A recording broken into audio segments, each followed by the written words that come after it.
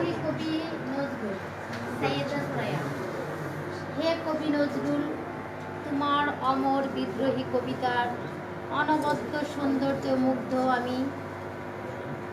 আর এপার বাংলার ওপার বাংলার বঞ্চিত নির্যাতিত মানবকুল ইংরেজ ফেলিয়া গোষ্ঠীর মশন ধরে পড়ে বিনাশ হল আমার বিদ্রোহী কবিতার অমর বিনার টানে।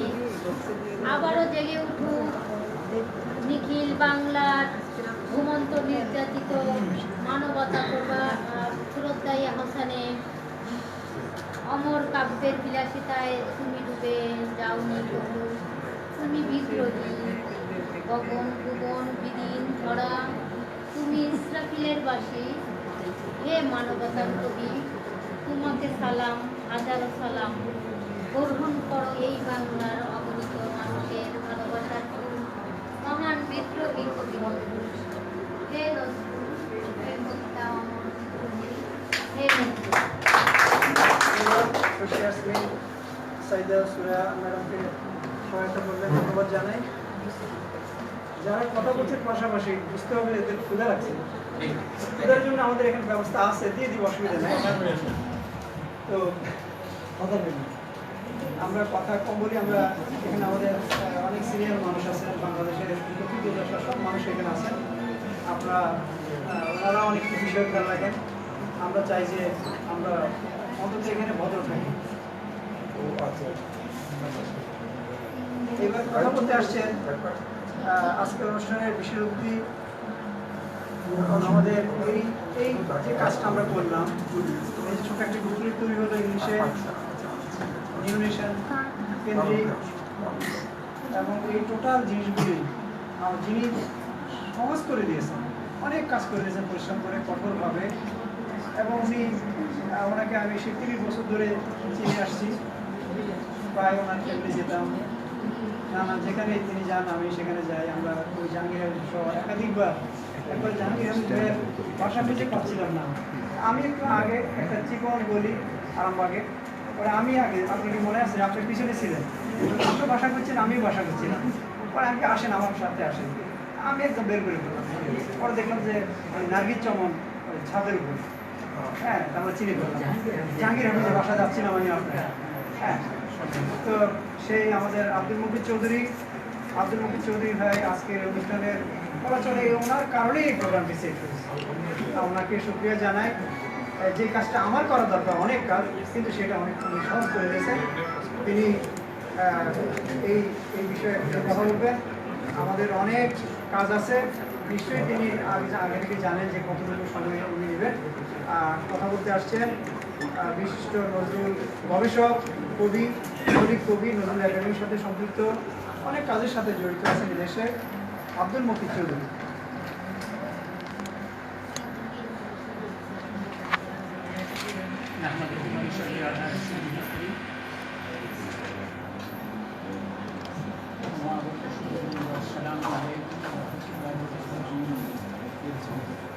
তার আগে এখানে আমার পাশে বসা আমাদের শ্রদ্ধেয় 1985 হার্ভার্ডের শিক্ষক, 85 থেকে এই কাল পর্যন্ত, তারপরে নর্দার্ন ইউনিভার্সিটি ভাইস চ্যান্সেলর ছিলেন, কুষ্টিয়ায় বিভিন্ন অবস্থানে ভাইস চ্যান্সেলর সব দায়িত্ব পালন করেছেন এবং লোকসাহিত্যে তার আন্তর্জাতিক খ্যাতি। তাকে বিশেষ করে নজরুল রবীন্দ্রনাথের মধ্যে তিনি একজন স্কলার, তার বিরাট বই, আমার এত বড় বই নাই, সকল বিবেচনায় আমাদের শ্রদ্ধেয় ব্যক্তিত্ব প্রফেসর ডক্টর আনোয়ার মুকুরি। এবং আমার 76 থেকে আমার প্রিয়জন জনাব মিন্টুর রহমান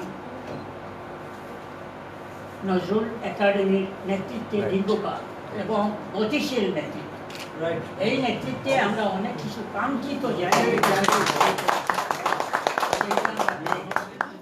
তাকে এই অনুষ্ঠানে স্বল্প সময়ের জন্য যদিও পাই আমরা খুশি, বিনীতভাবে খুশি। আর এখানে যারা আমার একটা বড় প্রসঙ্গ শুরুতেই বলতে হয়, আমি আনিসে পরে আসতেছি, আজকের অনুষ্ঠান যারা সাজালেন এই অবসর এই গানের কবি প্রাণের কবি নজরুলের এইবারের গতবার আমি অনুষ্ঠান করেছি এবং সেইটা প্রথম ছিল আর এইটা দেখি কিষানে একটা পাবলিকেশনে ছিল তাকে তারা এই কবি মনসুর মুজাম্মিল জনপ্রিয় কবি এবং ফরিদ সাহেব বিশিষ্ট সংগঠক সাহিত্য সংগঠক না হলে এতগুলো প্রতিষ্ঠানের নেতারা এবং কর্মীরা সবাই এসেছেন জনাব শেষে আমার আশা ছিল আমাদের আশা ছিল হয়ে গেছে প্রায়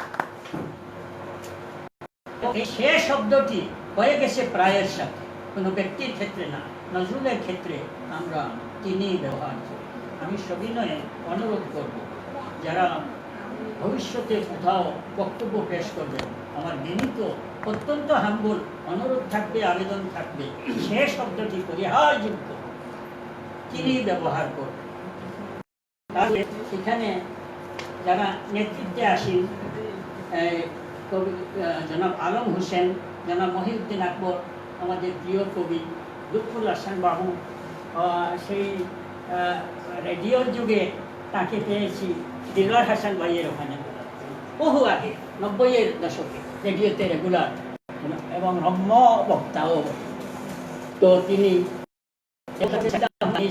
ফেরদৌসী বাংলাদেশের যিনি সংস্করণ ভারতের যিনি সংস্করণ সেই কবি মহিউদ্দিন ইউসুফের সন্তান যোগ্য সন্তান তিনিও লেখালেখি করেন তার ভাই লেখক ছিলেন চলে গেছেন ফরিদ সাহেব তাকে আমি বিনীত ধন্যবাদ জানানোর পরেও বলবো যে এমন উদ্দীপনা এবং এমন সংগঠন আমি অনুসরণ করতে পারি আমি শিখতে পারি তার কাছ থেকে আমি এই প্রসঙ্গের পরে আমি কবি কাজী নজরুল ইসলামের ব্যাপারে স্বল্প বলবো আনিস ফাতিমা প্রসঙ্গ এবং আমাদের অনুবাদ সাহিত্য কাজী নজরুল ইসলামের শ্রেষ্ঠত্বের ব্যাপারে আমাদের কোনো দোদুল্যমানতা নেই পরিষ্কার পৃথিবীর সর্বকালের অন্যতম পৃথিবীর অন্যতম শ্রেষ্ঠ কবি চিরকালের for all ages to come এই সংকলনের শব্দটা হেডিং আসে ফর অল এইজেস তিনি কোনো বিশেষ যুগের ছিলেন না যুগের কবি ছিলেন কিন্তু তার ঊর্ধ্বে চিরযুগের কবি ছিলেন এইটা তার বৈশিষ্ট্য যুগের কবি যুগের যাবতীয় চাহিদা পূরণ করেছেন বিপ্লবের সংগ্রামের এবং কল্যাণের আর তারপরে চিরকালের জন্য রয়ে গেছেন আমারে দেবনা ভুলিতে কথাটা চিরসত্য আমি কাজী নজরুল ইসলামের শ্রেষ্ঠত্বের বিষয়টি বলে আমাদের বিশ্বাসের কথা ঘোষণা করতে কোনো দ্বিধা সংকোচ নেই পরিষ্কার কাজী নজরুল ইসলাম সর্বকালের সর্বশ্রেষ্ঠ কবিদের অন্যতম এবং তার বিদ্রোহী কবিতা সম্পর্কে বলছি বিদ্রোহীতেও আমাদের কোনো দোদুল্যমানতা নেই চিরকালের শ্রেষ্ঠ কবিতা এটাকে আমরা মনে করি আমাদের ধারণায় ভেরি হাম্বল সাবমিশন অত্যন্ত বিনীতভাবে বলছি বিদ্রোহী কবিতা কবির সর্বকালের শ্রেষ্ঠ কবিতা সর্বকালের যত কবিতা এর মধ্যে শ্রেষ্ঠ কবিতা আমরা মনে করছি এখন যদি কারো জানা থাকে হ্যাঁ দ্বিতীয় যে অপশনের ব্যাপারটা রয়ে গেল আপনাদের জন্য তথা যারা নজরুল সমালোচকদের জন্য বিদ্রোহীর ব্যাপারে তার অবস্থান নির্ণয়ে তারও যদি কোনো দোদুল্যমানতা থাকে সংশয় সন্দেহ দোলাচল থাকে তাহলে বলবো আমরা এই কবিতাটিকে ছেড়ে দিলাম আন্তর্জাতিকভাবে কেউ প্রমাণ করো যে বিদ্রোহের উপরে আরো 2-3টা কবিতা রয়ে গেছে অমুক রয়ে গেছেন তমুক রয়ে গেছেন আমরা বিনীতভাবে মেনে নেব যদি যুক্তিসঙ্গত হয় যদি যাবতীয় বিবেচনায় বিদ্রোহের উপরে আরেকটি কবিতা স্থান পায় আস্ত কালে চিরকালে যদি এমন কবিতা থাকে দুইটাই বললাম দুইটাইতেই আমাদের যথেষ্ট বিনয় রয়েছে কিন্তু সত্যকে অস্বীকার করার উপায় নাই আমি এইটুকু বল আরেকবার আনিস ফাতিমা এটা বলতে হবে আমার এই বড় ভাই সদর্থে রীতিমতো বড় ভাইয়ের আবিষ্কার আমাদের নজরুল একাডেমি পত্রিকার সম্পাদক মিজানুর রহমান সাহেব তাকে তার সাথে আর তিনি করলেন কি আমার সাথে পরিচয় করলেন আমি তার লেখা পাওয়ার পরে বুঝলাম যে প্রতিভা আবিষ্কারের দিকে অগ্রসর হচ্ছে এবং বিস্ময়করভাবে অতি অল্প সময়ের মধ্যে তিনি বিদ্রোহীতে কবির জন্মদিনের প্রাক মুহূর্তে হাত দিলেন। তারপরে এটাতে সামান্য সহযোগিতা, আমার বিনীত সহযোগিতা, আমার দীনতা আছে জ্ঞানে গুণে, তো এর মধ্যে আমি চেষ্টা করেছি সহযোগিতা। এবং আমাদের নজরুল পৃষ্ঠায় অর্ধেক অংশ প্রায় জুড়ে 5 কলাম 3 কলাম বোধ হয় তার একটা লেখা, এবং সেটা স্বপ্নের রূপকার এই দেশের বাংলাদেশের কবি কাজী নজরুল ইসলাম, আর তার এই কবিতা। তো এই কবিতাটির ব্যাপারে আমি বলবো যে তার একটা বিনীত প্রচেষ্টা, হাম্বল সাবমিশন বলেছেন। এবং এই কবিতাটি সম্পর্কে যদি বয়স্করণ নিয়ে কারো প্রসঙ্গ থাকে, আমি বলবো যে ভারত থেকে এবং সেদিনের বাংলা থেকে আমরা যদি পাশ্চাত্যে যাই, আমরা দেখবো বয়স কোনো ফ্যাক্টর নয়। অরুদত্ত তার এই আর্টিকেলে রয়েছে, ভাইয়ের একটা আর্টিকেল রয়েছে, আমার একটা আর্টিকেল রয়েছে, আর আনিস ফাতেমার একটা আর্টিকেল রয়েছে, আর প্রকাশকের কথা যা বললাম। এর মধ্যে তার আর্টিকেলে তিনি সরোজিনী নাইডুর আগে অরুদত্ত বয়স 22-20 দুনিয়া থেকে চলে গেছে, কিন্তু চিরকালীন নাম রেখে গেছে। আমাদের সত্যেন্দ্রনাথ দত্ত বাংলা সাহিত্যে চলচঞ্চল বাণীর দুলাল এসেছিল পদ বলে কাজী নজরুল ইসলাম বলছেন। চলচঞ্চল বাণীর দুলাল সত্যেন্দ্রনাথ দত্ত অল্প বয়সে মারা গেছে। বিবেকানন্দ বয়স বেশি হয় নাই, মারা গেছে। এইরকম বিরাট পাশ্চাত্যে দেখেন কিটস, শেলি, এদের বয়স কি ছিল একবার ভাবেন, যে স্বল্প বয়সে ওনারা চলে গেছেন, কিন্তু চিরকালীন স্বাক্ষর রেখে গেছেন। ওই যে ফুটপ্রিন্টস বলে আমাদের দাগ রেখে যাই বলছেন, দাবি করছেন ফরিদ সাহিদ তার এইবারের বইয়ে দাগ রেখে যায়, footprints that perhaps Anis Fatema সেই দাগ রেখে যাওয়ার জন্য এসছেন আমার মনে হয়। আমরা সবাই হাত তালি দিয়ে রিসিভ করবো সাহিত্য, এবং এরপরে যারা মুখর হোক আমাদের ব্যাপার উদ্যোগ আয়োজনে। তো একটা ব্যাপার যে এর মধ্যে আমি একটা জায়গায় বলবো যে দেখেন, আষ্ট কবিতা যদি কেউ মনে করেন, ধরেন এখানে প্রেজেন্ট না, অথবা কেউ মনে করলেন যে তিনি কবিতাটি বুঝছেন কিনা রীতিমতো, তা হইলে ওই আপনার ওই লাইন পড়েন তো আপনি ওই তাড়াতাড়ি আপনার মুখস্থ আসবে, বিচিত্র ব্যাপার। ইংলিশ বইটা তার মুখস্থ। আমার বিস্ময় লাগে যে আমরা ইংলিশ কতটুকু জানি। আর একটা কথা না বলে নয়, জনাব মিন্টু রহমান একটা কাজ করেছেন, আনিস ফাতেমার পথ ফুলল হয়ে গেছে। আমাদের 25শে মে, 11ই জ্যৈষ্ঠ আমি ছাপলাম নিউ নেশন থেকে আমাদের ন্যাশনাল পোয়েট নজরুল শিরোনামে এই দুইটা লেখা, ওনার লেখা তার লেখা। এবং পরবর্তী সপ্তাহ পেলাম না নজরুল একাডেমির কিছু অসুবিধাগত, তার শারীরিক অসুস্থতা এটা। এরপরে 14 তারিখ উনি মঞ্চে তাকে 20 মিনিটের সময় দিলেন কবিতা আবৃত্তির পরে। এটা ভাবি নাই, কল্পনা করি নাই, অভাবিত কল্পনাতীত যে তিনি সেখানে তাকে দাঁড় করিয়ে ঘোষণা দিলেন যে তাকে নজরুল একাডেমির সহযোগী সদস্য, অ্যাসোসিয়েট মেম্বার। এইটা আমার 76 থেকে নজরুল একাডেমি দেখা, তালিম হোসেনের যুগ থেকে আমি দেখি নাই তাৎক্ষণিক এত কল্যাণধর্মী একটা নজরুল একাডেমির সহযোগিতামূলক সিদ্ধান্ত, যে কাউকে ডেকে এনে তার পথ খুলে করে দেওয়া, ছড়িয়ে দেওয়া। আইলো আয় বরণ করি, আসিয়া দিছে আঙ্গিনাতে পা, আইলো আয় বরণ করি।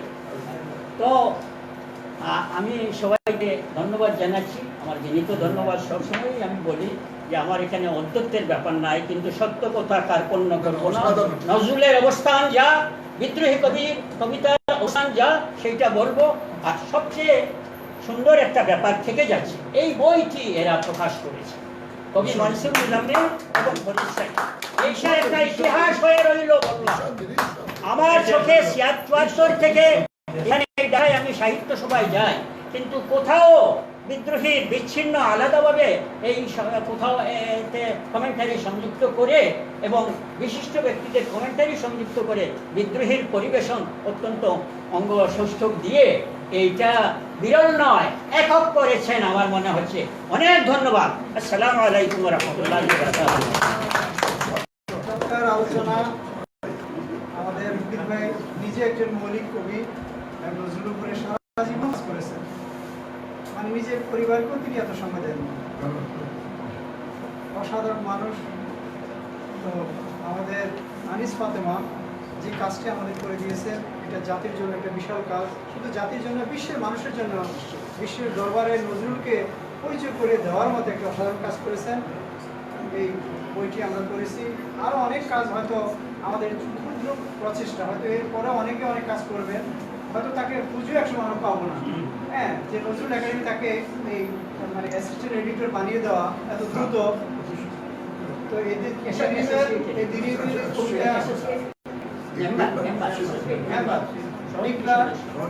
declare a hero, declare my head is the highest, witnessing my head bows down the Himalayas. Declare a hero, surpassing the inordinate sky of the universe. অসাধারণ এক কবি, এবং তিনি নিজেও একজন কবি, মৌলিক কবি। হয়তো তার সাথে ব্যক্তিগতভাবে কথা বলার সুযোগ হয়নি, কিন্তু সেদিন নজরুল একাডেমি আপনার সাথে দেখলাম আমাদের প্রোগ্রাম, সেই প্রোগ্রামে একটু ভিড়ে যাচ্ছে, তার হাঁটা দেখে আমি বুঝছি সে is genius, must be genius. আমি শুধু হাঁটা দেখে বুঝতে পারি কত জিনিয়াস হতে পারে।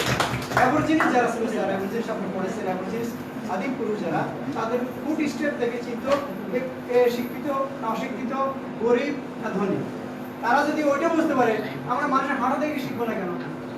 আনিস ফাতেমা এবার কিছু কথা বলুন। যেহেতু আপনার সময় তোমার অনুমতি কত? সেরা আছে কবিতা, আমি মনে করি এইখানে বড় আনিস ফাতেমার মা আছে। মা আছে, আপনি আছেন, মা আপনি আছেন, মা বাবা আছে। আচ্ছা, মা আছে, বাবা, গরিবের বাবা, মাকে দেখতে চাই। মা একটু দাঁড়াও, মা দাঁড়াও, আমরা জানতে চাই।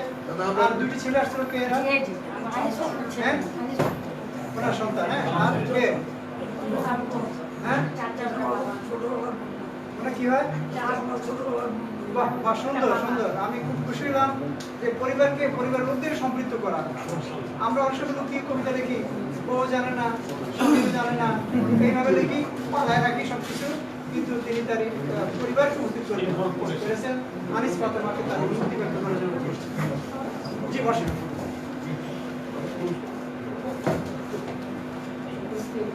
বিশেষ সাহিত্যিক এবং সাংস্কৃতিক ব্যক্তিত্ব আজ আমার অনেক ভালো লাগছে, সবাইকে এটা ভালো লাগার বিষয়।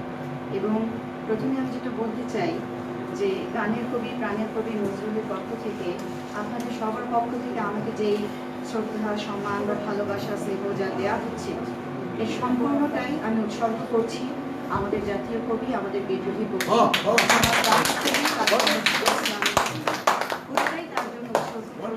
এবং আমি আমার জন্য নিয়ে যাব আপনাদের দোয়া। আমি আমার জন্য নিয়ে যাচ্ছি আপনাদের দোয়া। আর কিছু ব্যাপার, হ্যাঁ, আমি ব্যাপারটা করতে গিয়ে কিছু ব্যাপার আমি অনুভব করেছি, যেটা আজ এলোমেলোভাবে হলেও আমি আপনাদেরকে বলতে চাই।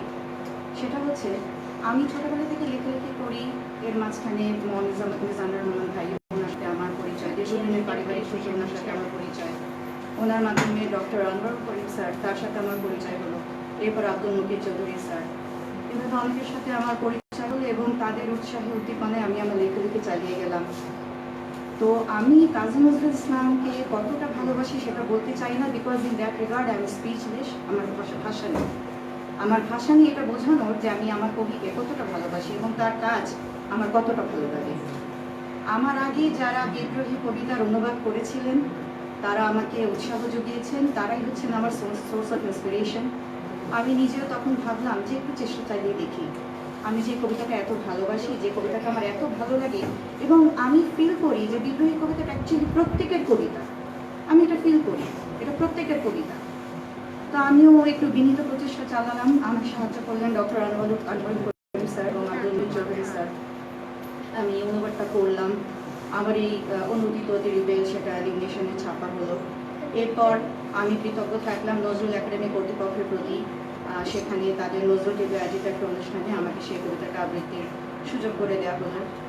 জনাব মিন্টুর রহমান স্যার সেখানে তিনি উপস্থিত ছিলেন, এবং যেটা আপনারা শুনতে পেলেন যে তাৎক্ষণিকভাবে তিনি আমাকে যে উৎসাহটা দিয়েছেন সেখানে, সেটা আমাকে মানে একেবারে আমাকে প্রতিশ্রুতিবদ্ধ হতে বাধ্য করলো যে আমাকে কাজ করতে হবে, ইনশাআল্লাহ কাজ আমাকে করতে হবে।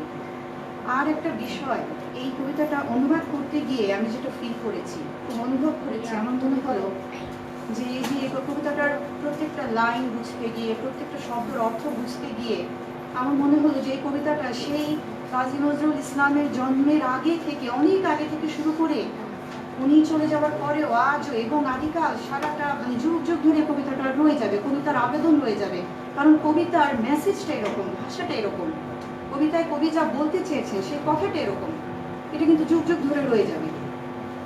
মানে কি বলবো, যতদিন দুনিয়া আছে দুনিয়ায় অত্যাচার থাকবে, অনিয়ম থাকবে, নির্যাতন থাকবে, দুনিয়ায় মজলুম থাকবে, দুর্ভাগ্যবশত দুনিয়ায় মজলুম থাকবে। এবং আমি আজকে বলতে চাই, সৌভাগ্যবশত বিদ্রোহীও আছে, বিদ্রোহীও থাকবে। আমাদের এই বিদ্রোহী কবিতা আছে এবং বিদ্রোহী কবিতা থাকবে আমাদের মজলুমদের পক্ষে। এই দুনিয়া যতদিন আছে ততদিন নির্যাতন থাকবে, নির্যাতন শেষ হয়ে যাওয়ার নয়, জালিমরা শেষ হয়ে যাওয়ার নয়, এবং যারা মজলুম তাদের জন্য সৌভাগ্যবশত এই বিদ্রোহী থাকবে। আমি এটাই অনুভব করেছি। আমি ধন্যবাদ জানাচ্ছি সবাইকে, আমার সমস্ত যারা এখানে উপস্থিত আছেন, যাদের পাশে আমি বসেছি। আমি আপনাদের কাছ থেকে শেখার জন্য, জানার জন্য এখানে এসেছি। আমি সত্যি অনেক কিছু শিখতে পারছি। আমি বিশেষভাবে কৃতজ্ঞতা বোধ আমার পোষণ করছি গানের কবি, প্রাণের কবি নজরুল এই সংগঠনটির প্রতি। এবং আবারও একবার বলছি যে যারা আমাকে এতদিন উৎসাহ উদ্দীপনা দিলেন এবং আমাকে সাহায্য করে আসলেন, আপনাদের সবার প্রতি আমি ধন্যবাদ জানিয়ে আমার বক্তব্য শেষ করছি। আচ্ছা, আর একটু সময় চাচ্ছি। আব্দুল মকির চৌধুরী স্যার আমাকে একটু বলেছেন, আদেশ করেছেন, আমি সেটা একটু মানে কবিতাটা অনুবাদের শেষে আমি পুরো কবিতায় যা বুঝতে পারলাম যে আমাদের জাতীয় কবি কাজী নজরুল ইসলাম চট করে কবিতাটা যে লিখে ফেললেন, এটা আমার কাছে খুবই একটা অসাধারণ একটা ব্যাপার মনে হয়েছে। এবং অলৌকিকতা ছিল কিনা সেটা আমি জানি না, কিন্তু অসাধারণ তো অবশ্যই। এখানে আমি শেষ মুহূর্তে আমার যা মনে হলো সেটা আমি এভাবে বলেছি, ছোট্ট নোট করে আমি বলেছি, The Almighty has given consciousness to the best creation human being. The godly spirit in our soul makes us to rebel against suppression and injustice. আল্লাহ পাক একটা ফুৎকার দিয়ে আদমকে একটা ফুৎকার দিলেন, আদম আলাইহিস সালামের জন্ম হলো, আমরা সবাই আদম সন্তান। এবং সেই আল্লাহ পাকের মানে ঐশ্বরিক গুণাবলীর মধ্যে একটা ব্যাপার যে আল্লাহ পাক নিজে কিন্তু জাস্টিস জানেন, এবং তিনি তার সর্বশ্রেষ্ঠ কৃষ্ণ আশরাফুল মাখলুকাত মানুষকে তিনি শিক্ষা দিয়েছেন বিদ্রোহ করার, এবং সেই শিক্ষারই প্রতিফলন হচ্ছে আমাদের কাজী নজরুল ইসলামের এই বিদ্রোহী।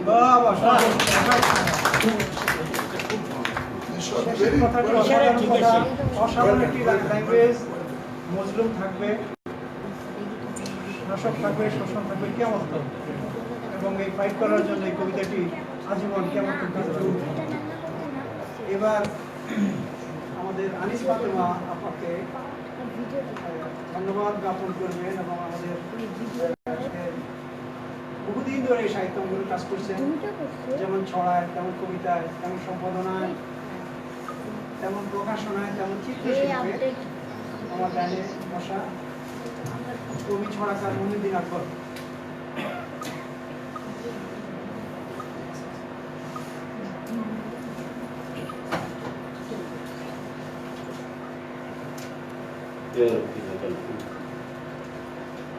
আজকের এই অনুষ্ঠানের সম্মানিত সভাপতি, গানের কবি প্রাণের কবি নজরুল সংগঠনের সভাপতি, আমার অত্যন্ত প্রিয় ভাজন কবি ছড়াকার ফরিদ সাহিব, প্রধান অতিথি আন্তর্জাতিক খ্যাতিসম্পন্ন লোকবিজ্ঞানী, বাংলা ভাষা সাহিত্যের একজন প্রধান ব্যক্তিত্ব এবং নজরুল বিষয়ে একজন বিশেষজ্ঞ ব্যক্তিত্ব প্রফেসর ডক্টর নরেন করিম স্যার, মঞ্চে উপবিষ্ট আমি যার সহযোদ্ধা মনে করি, যার নেতৃত্বে বাংলাদেশ এবং ভারত এই এশিয়ান বেল্টে নজরুলকে নিয়ে যে যুদ্ধ চলছে, আমার সেই সিপাহ সালার যার নেতৃত্বে মিটু ভাই, মিটু রহমান, নজরুল একাডেমি সম্মানিত সাধারণ সম্পাদক, মঞ্চে উপবিষ্ট আমার ছোট্টবেলা থেকে ছড়া সাহিত্যে প্রেরণার উৎস ছড়াকার সাংবাদিক আনন্দ, মঞ্চে উপবিষ্ট আমাদের অত্যন্ত শ্রদ্ধাভাজন ব্যক্তিত্ব, বিশেষ করে আমি তাকে বলি অনুঘটক।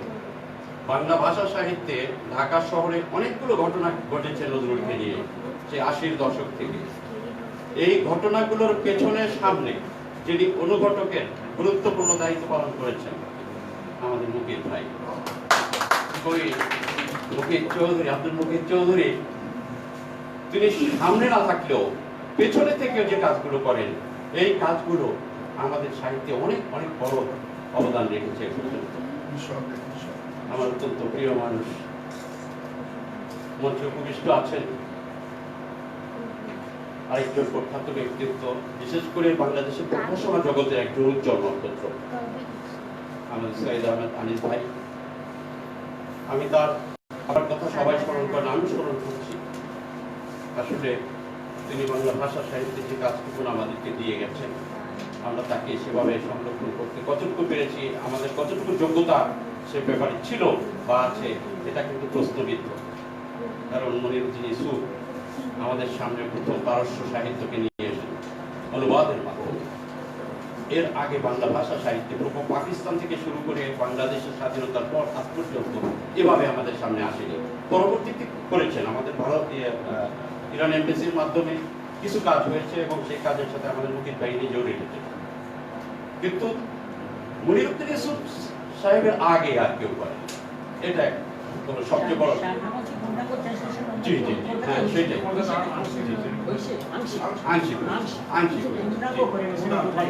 উনি করেছেন, উনি করেছেন। এই জন্য বললাম যে এই উপমহাদেশে তিনি আমাদের বাংলা ভাষা সাহিত্যে তিনি এটাকে ইমপ্লিমেন্ট করেছেন সবার আগে। মানে আমাদের কি বলবো, রাহবার। এরপরে পাশে বসে আছেন আমাদের অত্যন্ত প্রিয় অভিনেতা আপনি হালায় ঢাকাইয়া করছি, আমাদের অ্যাডভোকেট নাট্যকার আমাদের লুৎফুল হাসান বাবু। আসলে ওনাকে নিয়ে এই মজাটুকু না করলে অন্তরটা ঠান্ডা হয় না। এর পাশে আমাদের আজকের, আমি বলবো আজকের জন্য আমাদের মধ্যমণি আনিস ফাতেমা, তাই না? আনিস ফাতেমা হলো আমাদের আজকের মধ্যমণি, ওকে কেন্দ্র করে আমাদের আজকের। এবং এই মেয়ে আমাদের ভিতরে একটা আগুন জ্বালিয়ে দিয়েছে, আগুন এমন ভাবে শিখা উঠেছে যে আলোচনা ছড়িয়ে পড়েছে। এবং এই আলোকে আজকে এই আলোকিত আয়োজন করেছেন মানসুর মুজাম্মিল, আজকে করিম সাহেব এই আলোকিত আয়োজন করে আমাদেরকে ধন্য করেছেন। এবং এই মেয়েটিকে আমরা আপনারা আরো কয়েকটা প্রতিষ্ঠানের নেতৃত্বে কয়েকজন রয়েছেন, এখানে অত্যন্ত সবাই শুনো, আরো অনেকেই আছেন, আরো যে ছয়জন লোক ব্যক্তিত্ব কবি সাহিত্যিক আছেন, বলেন না নামগুলো। আমি বলছি সবাই কেবলের দিক থেকে আমি চাচ্ছি এইদিকে পাশে আছে মানিক চক্রবর্তী, প্রখ্যাত ছড়াকার এবং সংগঠক। বাঁশুরি নামে তার একটি অর্গানাইজেশন, এই অর্গানাইজেশনের মানে হর্তাকর্তা দণ্ডমূলের অধিকারী উনি, অনেককে উনি সংগঠনা দিয়েছেন এবং অনেক সম্মেলন করেছেন। এরপরে আমাদের সামাজিক এবং বিশেষ করে অসহায় এতিমদের নিয়ে যিনি কাজ করেন আমাদের প্রিয় মানুষ কবি আব্দুল সালাম চৌধুরী, আমাদের লেখক সমিতি একজন, আমরা আদর করে ওনাকে আবার বলে থাকি যে শিশু কবি। উনি সবার চেয়ে বয়সে ছোট আর কি, হ্যাঁ, কিন্তু সবার আগে উপস্থিত। ওনার আগে কেউ উপস্থিত হওয়া কঠিন ব্যাপার, চ্যালেঞ্জিং ব্যাপার। এরপর রয়েছেন ডক্টর আমাদের এম এ মুক্তাদির, এ আর এক অনুঘটক। এই সমস্ত মানে উস্কানি দেওয়ার মূলধন, হ্যাঁ এটা করতে হবে, ওটা করতে হবে, ভাই এর জন্মদিবস, ওর মৃত্যু দিবস, এইটা করতে হবে, নজরুলের মাজারে এটা করতে হবে, হ্যাঁ ঈদের আয়োজন, সমস্ত এই সমস্ত ব্যাপারগুলো তার সবসময় মাথায় রাখতে থাকে। এরপরে আছে কাউসার আহমেদ, কাউসার হোসেন সুইট, শিশু সংগঠক, বিখ্যাত শিশু সংগঠক। এমনিতে তিনি ভালো প্রবন্ধকার, নিবন্ধকার এবং একই সাথে কবি। এরপরে আমার প্রিয় চেনা জানাদের মধ্যে যারা রয়েছেন, আমি অনেক যাদেরকে চিনি না, আপনারা কিছু মনে করবেন না, যেহেতু আমাকে বলেছেন সৈয়দ নাজমুল হাসান কবি, নন্দিনীর জয়েন্ট সেক্রেটারি এবং নন্দিনী পত্রিকার নির্বাহী সম্পাদক। এরপরে রয়েছেন ভাইয়ের নাম হ্যাঁ এরাম। যাই হোক, আর অন্য অন্য অনেকে আছেন যাদের সাথে আমার ওইভাবে পরিচয় নাই। এই পাশে রয়েছেন এই যে আমরা বাংলার বলে যাকে হেমন্ত বলে যাকে সম্বোধন করি, আমাদের সাহিদ জুবায়ের কবি। এরপর রয়েছেন শিশু সংগঠক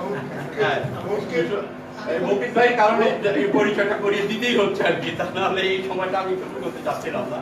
এরপর রয়েছেন আমাদের ফরিদুল হক রেন্টু, প্রখ্যাত ছড়াকার, 80 দশকের প্রখ্যাত ছড়াকার এবং বাংলাদেশের একজন অন্যতম শিশু সংগঠক। এরপরে তরুণ কবি রয়েছেন আমাদের সবাই রয়েছেন এখানে বিশিষ্ট ছড়াকার। এই আমাদের আসিয়া জামান বিশিষ্ট কবি নন্দিনী। তো শশী আপনাদের সামনে শশী একটি কবিতা পড়েছেন। এছাড়া আর অন্য কাউকে আমি আর সম্বোধন ওইভাবে করতে পারছি না, ওইভাবে পরিচয় নেই। আজকে পরিচয় হলো, এই পরিচয় আমার পরবর্তী খবর করবো আর কি। ধন্যবাদ। আসলে আমরা যাকে কেন্দ্র করে আজকের এই অনুষ্ঠান, এই আনিস ফাতেমা, আজকে আমি খুবই আপ্লুত হয়েছি।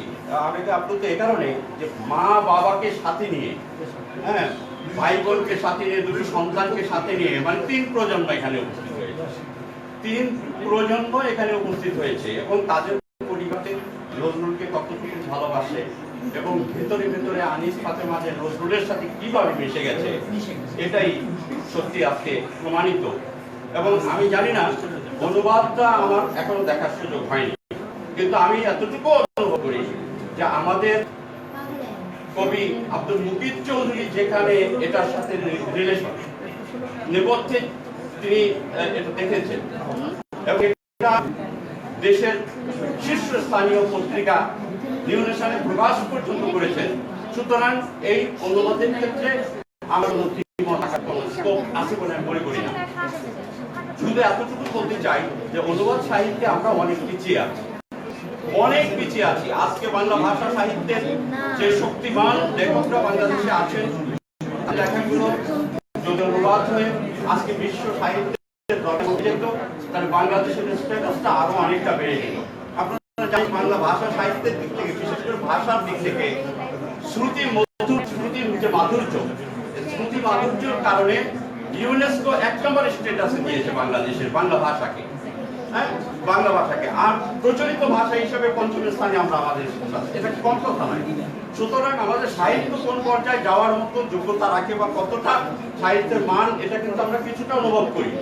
যদিও বলা হয় যে তরুণরা ওরকম মনোযোগী নয়, তরুণরা সেভাবে এগিয়ে যাচ্ছে না, কিন্তু আজকে মানুষকে আমরা চোখে আঙুল দিয়ে দেখিয়ে দিতে পারি যে আজকে যে কাজটি করেছে সে একটি তরুণী, সে তার অনেক বড় যাত্রা, অনেক দূর যাত্রা তার। আমরা তাকে সম্মান জানাচ্ছি, আমি ব্যক্তিগতভাবে মেয়েটাকে স্নেহ জানাচ্ছি এবং তার জন্য আমি অন্তর করে দোয়া করছি যে আনিস ফাতেমা শুধু আজকে এই একটি লেখা অনুবাদ করেই না, এখানে ক্ষান্ত হবে না। আমি আনিস ফাতেমার দৃষ্টি আকর্ষণ করছি যে শুধুমাত্র এই বিদ্রোহী কবিতা দিয়েই যাত্রা শেষ হলো না, এটা শুরু। মিন্টু ভাই, আমি বলতে চাচ্ছি যেটা শুরু। হ্যাঁ, আনিস ফাতেমার যে কাজটা, সেটা হলো তার জীবনের চ্যালেঞ্জিং একটা যুদ্ধের সূচনা সে করেছে। এই যুদ্ধ শেষ হবে নজরুলের আরো অসংখ্য কবিতা অনুবাদের মাধ্যমে। এবং একটি দিন আসবে, আমরা দুনিয়াতে থাকি না থাকি, একটি দিন আসবে এই জাতি দেখবে একটি পূর্ণাঙ্গ বই আনিস ফাতেমা এই জাতিকে উপহার দিয়েছে এবং সেটা অবশ্যই আন্তর্জাতিক মানদণ্ডে সারা ওয়ার্ল্ড ওয়াইড স্যালুট পাবে। এই বিশ্বাস থেকে আমি আমার বক্তব্য করছি। অনেক কথা আছে, অনেক কথা যায় না বলা আছে না রবীন্দ্রনাথের। তো অনেক কথা বলতে চাই, মানুষ দেখলে কথা বলতে চাই, অনেক কথা থাকে, কিন্তু এক জায়গায় তো শেষ করতে হয়। তো আমাদের ফরিদ সাঈদের মেয়ে কন্যা ফারিন খান নজরুলের একটি কবিতা পড়বে।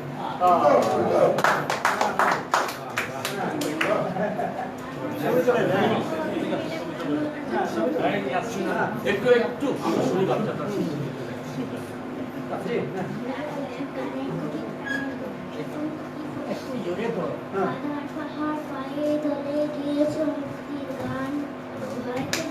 জয় করেছ তুমি জাতির পথ চলেছ, পর করেছ তোমার কঠিন জীবনকে বুঝিয়ে লাগিয়েছ। তোমার সাম্য ছিল চোখে তারা ফুল গানের গরুর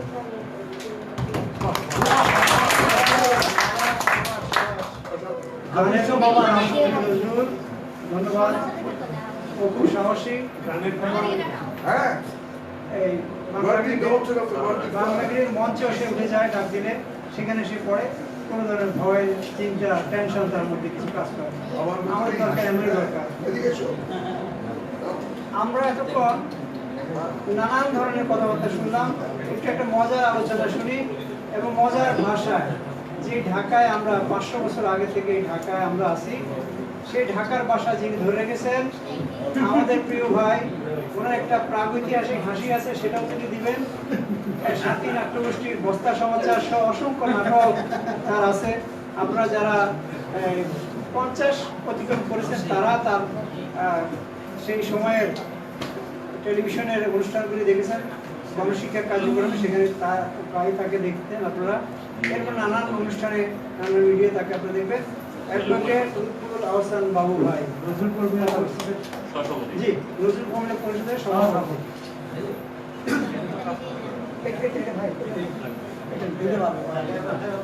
হ্যাঁ অবশ্যই, থাকে না থাকে। ঢাকায় ভাষার মুখে আমার আকর্ষণ একটু আগে হয়ে গেছে যে ওইভাবে হাল্লা না করে ওরা ঢাকার প্রাণ করতে পাওয়া যায়। আমি হাল্লা অনেক হিসাব বিকাশ করে দেখতে পাচ্ছি মামু ডাকে, তো ওই যে বাপেরা হালা হয়ে গেছে সব মামু হয়ে গেছে, তাই না? মামু ডেইলি চল হয়ে গেছে। যাকে আজকে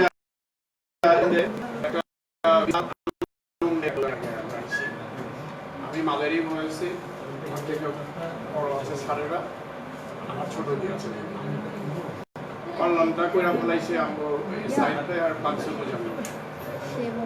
আর ফাতেমা আমার মা অর্ধেক লিখে ফাতেমা আর অর্ধেক লিখে গেছে আনিস ভাই, মানে আমার নাম ফাতেমা, আমার নাম ফাতেমা। তো এই নামটা প্রতি আমি একটু দুর্বল, আমি আবার একটা ফাতেমা বলে যে প্রিন্সিপাল গিরি করি। মনে করলাম যে হালা এখান থেকে আমি দুই গায়ে যাই আমি 4 লাখ আমার মার নামটা প্রচার করে ফেলা। আজকে যদি এখানে না আইতাম আমার জীবনের একটা বিশাল বিশ করে ফেলাইতাম, ইংরাজিতে পেলাম 20 করে ফেলাইতাম। আহম ম্যাথ শুরু হয়ে গেছে আমার। আপনার ইউটিউবে ই করবার সিদ্ধান্ত নিয়েছি, আজকে ওপেন করবো চ্যানেল। আমার ইঞ্জিনিয়ার সাহেব আইছে যে ভাইয়ান খারাপ শুরু করি কাঠকুট, আমি ভাই এখান থেকে না ধরো নজরুলের এখান থেকে যাই। নজরুল সাহেব আমার খুব প্রিয়, বিশ্বাস করেন না কারণ আমার বাড়িটা হলো গ্রামের মতন ডেরা, টিনের ঘরে থাকি, গাছপালা আছে। ওই আমি হবো সকালবেলার পাখি, এইটা যদি গেলা আমার খালি পাড়ার বাড়ি একটা খালি আমার ই করে গুদাম করে যে আসলেই তো যদি সকালবেলা না উঠি তো কেউ তো সকালই করো, সকাল তো হলে বেল উঠে বেল 2 বাজে আমি তো ঘুমাই থাকি। আমি যদি না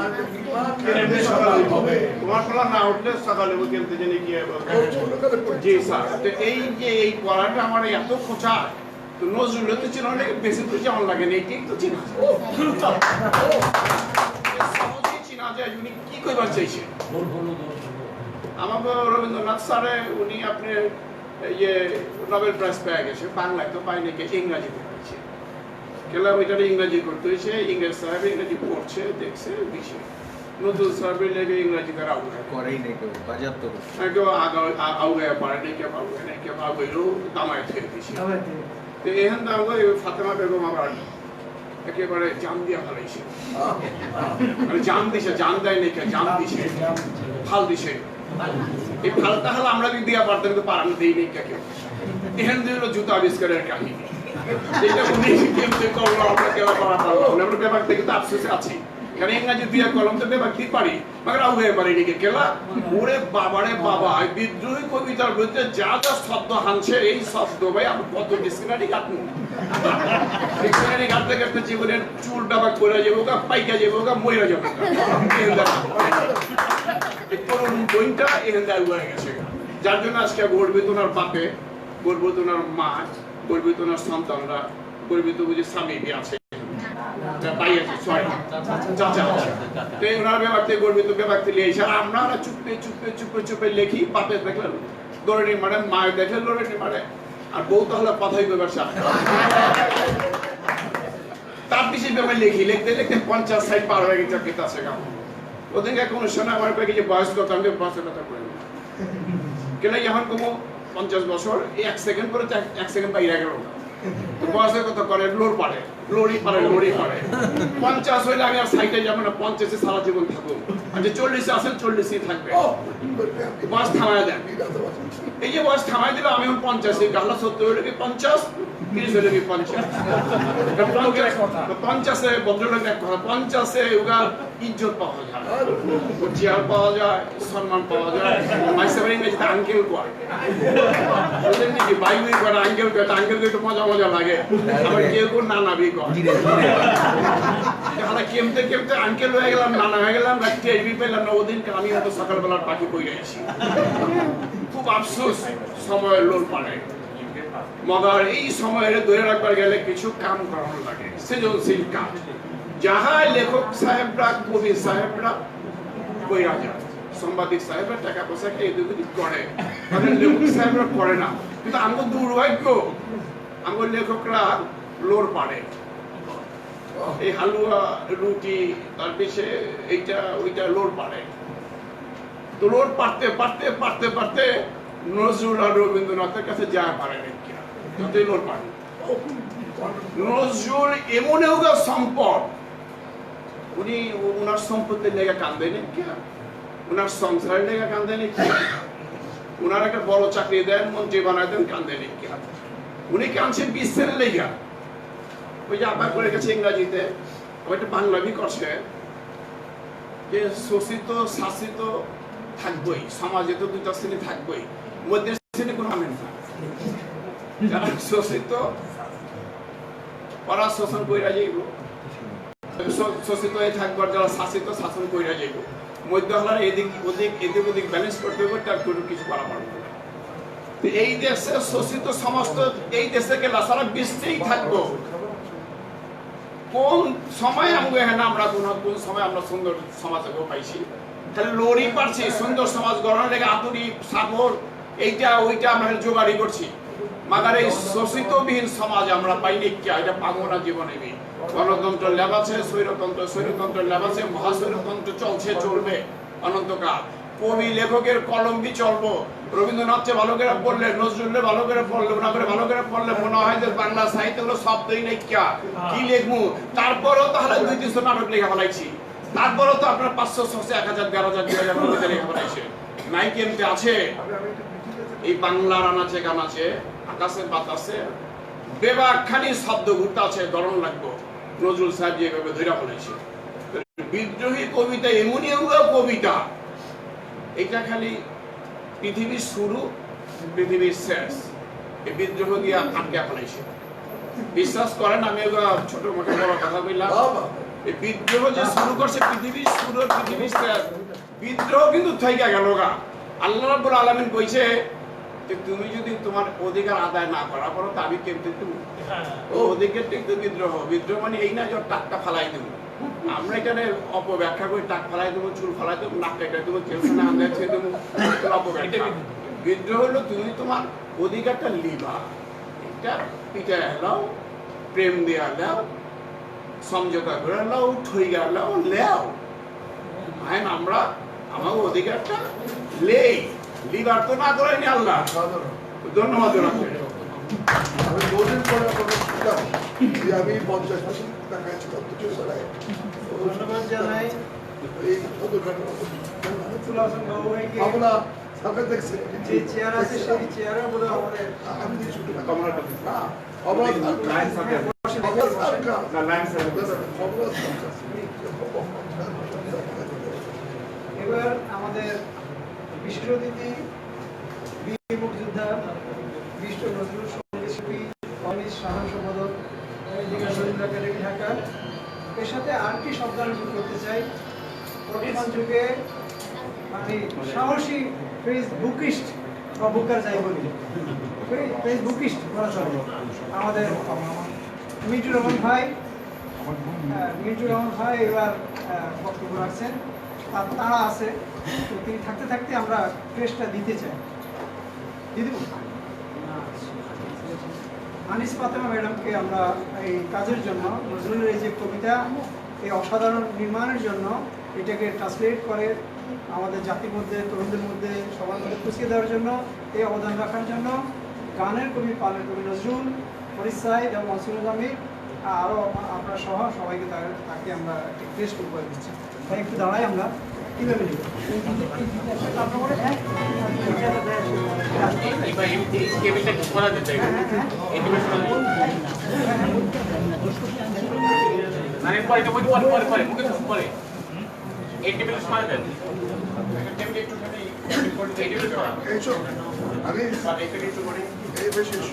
না ভাই এই দুটো সরে দেন, এই দুটো সরা, এই দুটো এটা আপনি এদিকে আসেন, এদিকে আসেন। উনি আসুন, উনি আসেন,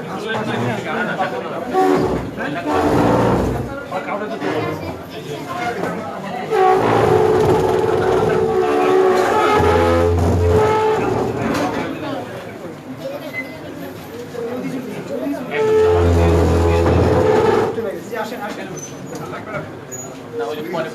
একাডেমির সম্মানিত সম্পাদক মিন্টুর রহমান চৌধুরী, প্রফেসর আনন্দ চৌধুরী, মুফিদ চৌধুরী, আলম হোসেন,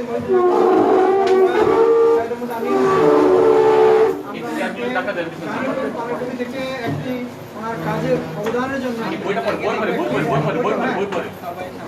আমরা তাকে একটি ক্রেস্ট তুলে দিচ্ছি, তার স্বীকৃতির জন্য, কাজের অবদানের জন্য। এটা কিছুই না, কিন্তু আমাদের ভালোবাসা।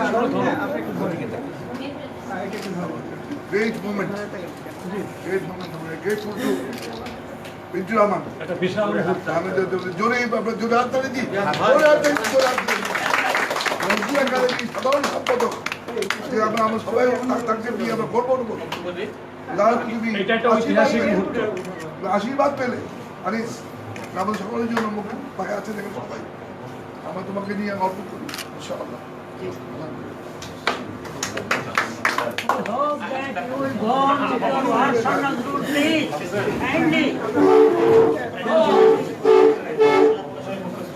আপনারা একটু পিছনে আসেন, সবাই পিছনে আসেন। এখন শুরু করুন।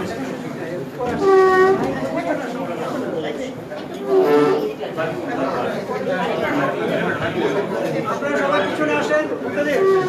এখন কি বলা সবাই পিছনে আসেন, এই ছবিটা পত্রিকাতে সবাই পিছনে আসেন, সবাই পিছনে আসেন, সবাই পিছনে আসেন।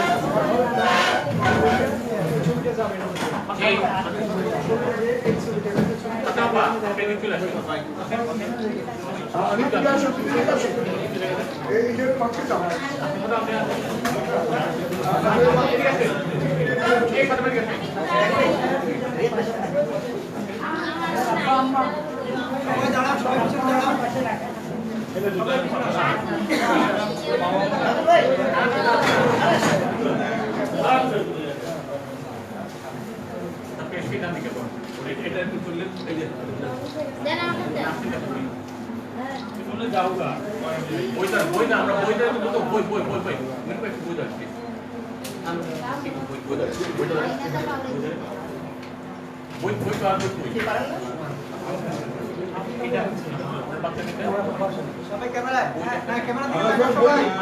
বইটা ধরুন, বইটা উঁচু করে দিন। ক্যামেরা দিকে তাকান সবাই। আমার বই আর না ক্যামেরায়। বইটা আমি পরে দেবো।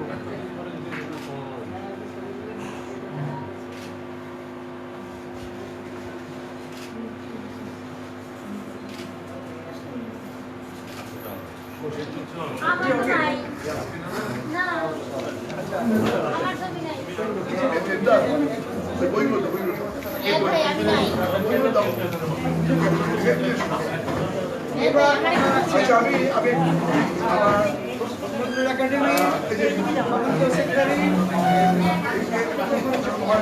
এইদিকে আসেন না একটু জানি ভাই স্যার আপনি তো এরপর দিচ্ছি না না কাউন্টিং আছে না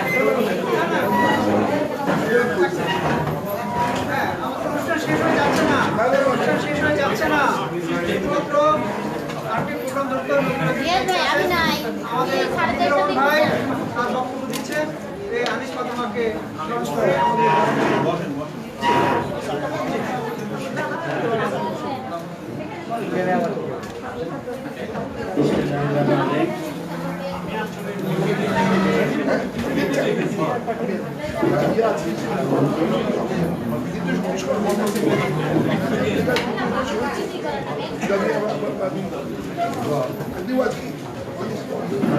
ঠিক আছে ঠিক আছে ঠিক আছে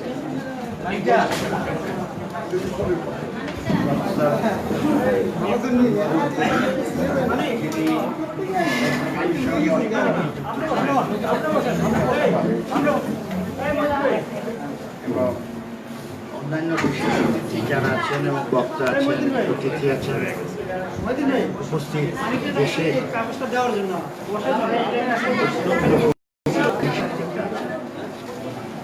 যারা এই প্রজন্মের ভালো রেখেন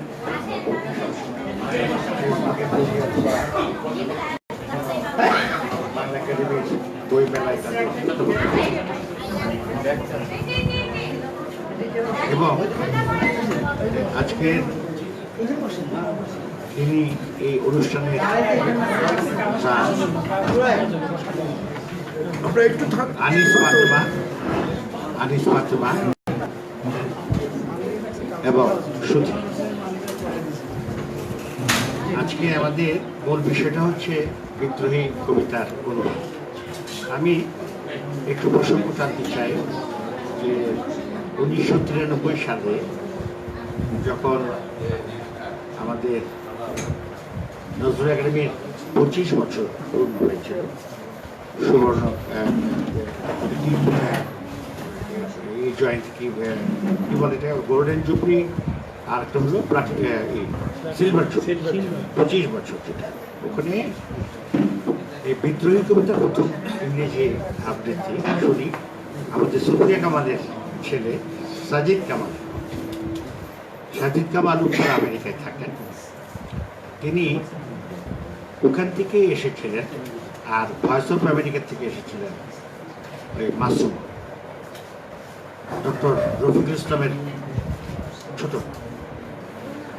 আর কলকাতার থেকে আমি দাওয়াত করে এনেছিলাম নজরুলের গবেষক ব্রহ্মমোহন ঠাকুর, তাকে প্রথম আমি কলকাতার যত বাংলা সাহিত্যিক এবং বাংলা নজরুল নিয়ে যারা করেন, গান করেন, তাদের সবাইকে আমি এনেছি। আঙ্গুরবালাকে আমি এনেছি, ইন্দুবালাকে এনেছি, আমি সবাইকে এনেছি, সিদ্ধেশ্বর মুখার্জিকে এনেছি। আজকে টেলিভিশনে যেগুলো দেখেন এগুলো আমারই আরো, আমি এদেরকে কলকাতা এনেছি। কলকাতার থেকে কল্পতরু সেনগুপ্ত, যত নজরুলের গবেষক মুজাফফর আহমেদ যে কমরেড, তাকে এনেছি। আপনার নজরুলের সঙ্গে যারা ছিলেন তাদের সবাইকে নজরুল একাডেমিতে এনেছি। কিন্তু কবি তালিম হোসেন তখন ছিলেন। কবি তালিম হোসেনের নেতৃত্বে আমরা অল্প বয়স ছিলাম, কিন্তু কাজ করতাম। এই যে বিদ্রোহী কবিতা আর সাজিদ কামালের কণ্ঠে শুনেছিলাম, আসলে আমি তো ইংরেজি তো ভালো জানি না, ওরকম গভীরভাবে বুঝতে পারি, এখনো বুঝতে পারি না। যেটা আনিস ফাতেমা লিখেছেন যে খুব আলোচনা সমালোচনা করবো সে যোগ্যতা হয়। তবে এই ইতিমধ্যে কবি চৌধুরী সাহেব লিখেছেন কবির চৌধুরী সাহেবের যে বিদ্রোহীটা আবৃত্তি শুনেছেন, কিন্তু অনেকেই আমাকে বলেছেন যারা ইংরেজি সাহিত্যগুলো যে কবির চৌধুরীর জায়গাটা বিদ্রোহী কবিতাটা ওরকম হয়নি, ভাষা করে চলে গেছে। কিন্তু এবারে ওই আনিস ফাতেমার যে আবৃত্তি আমি শুনলাম, যেটি ইউটিউব চ্যানেলে কিন্তু আছে এখন, আনিস ফাতেমার আবৃত্তি যে নজরুল একাডেমি করেছে এটা ইউটিউব চ্যানেলে চলে গেছে। কারণ ওই যে আমার সঙ্গে যে এসছে আমার ছোট ভাই, আমার সঙ্গে সহকারে যে শ্রাবণ,